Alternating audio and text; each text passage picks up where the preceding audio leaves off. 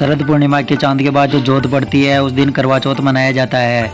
देश भर और विदेश में भारतीय महिलाएं इस पर्व को बड़े धूमधाम से मनाती है और अपने पति की लंबी आयु के लिए इस व्रत को रखती है। हमारे धार्मिक शास्त्रों के अनुसार 3 ऐसी महिलाएं कौन सी है जिन्हें करवा चौथ का व्रत भूलकर भी नहीं करना चाहिए।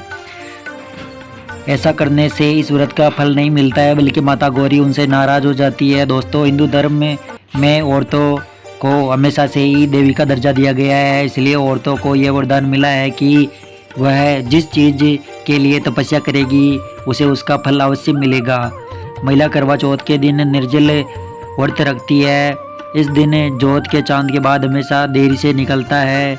यह एक तरह से महिलाओं की परीक्षा होती है कि वह अपने पति के लिए कितना त्याग कर सकती है। तो चलिए सबसे पहले हम जान लेते हैं कि व्रत की शुरुआत कैसे करें। सूर्य उदय होने से पहले एक सांस अपनी बहू को सरगी देती है, जिसे बहू के लिए कपड़े, उसमें स्वादिष्ट चीज़ें जैसे चूड़ी, बिंदी, सिंदूर आदि खाने के साथ तरह तरह के पकवान देती है।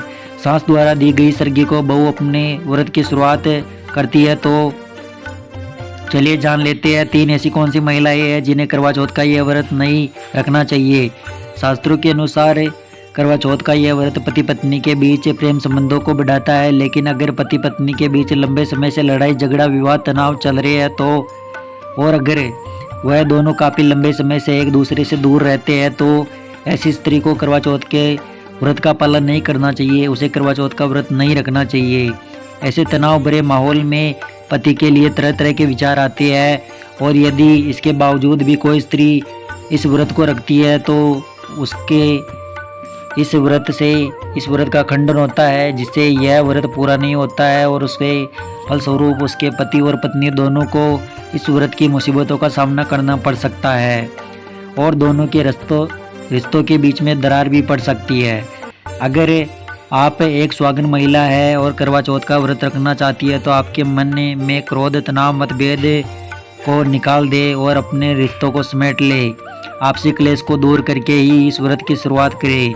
दूसरी स्त्री, आज का युग काफ़ी आगे बढ़ चुका है, तो इस युग में काफ़ी ऐसे संबंध है जो बिना शादी के विवाह से बने होते हैं, जिसे हम लिविंग रिलेशनशिप कहते हैं। आज के स्त्री पुरुष बिना शादी विवाह किए ही लिविंग रिलेशन में, अर्थात दोनों शादी से पहले ही साथ में रहने लग जाते हैं। साथ ही बहुत सारे ऐसे व्यक्ति हैं जो अपने शादी में 7 फेरे नहीं लेते हैं, लेकिन धर्मशास्त्रों के अनुसार जो 7 फेरे नहीं ले पाते हैं उसकी शादी को मंगल नहीं माना जाता है। ऐसे में बिना शादी के साथ रहने वाले पति पत्नी को भी यह व्रत नहीं करना चाहिए, क्योंकि धर्मशास्त्रों के अनुसार शुभ कार्य और गृह शांति जैसी पूजाओं में पति के साथ में उनकी अर्धांगिनी ही भाग ले सकती है, बिना शादी के वह भाग नहीं ले सकती। करवा चौथ का व्रत नहीं रख सकती क्योंकि इसे वर्जित माना जाता है। तीसरी स्त्री, शास्त्रों के अनुसार अगर कोई पत्नी अपने पति से या किसी अन्य पुरुष से शारीरिक संबंध बनाती है या फिर किसी अन्य पुरुष के साथ में प्रेम भावना रखती है तो ऐसी महिलाओं को भी करवा चौथ का व्रत नहीं रखना चाहिए, क्योंकि ऐसी महिलाओं को माता गौरी का पाप लगता है और करवा चौथ का यह व्रत केवल सुहागन महिलाओं के लिए होता है, अर्थात पवित्र स्त्रियों के लिए होता है।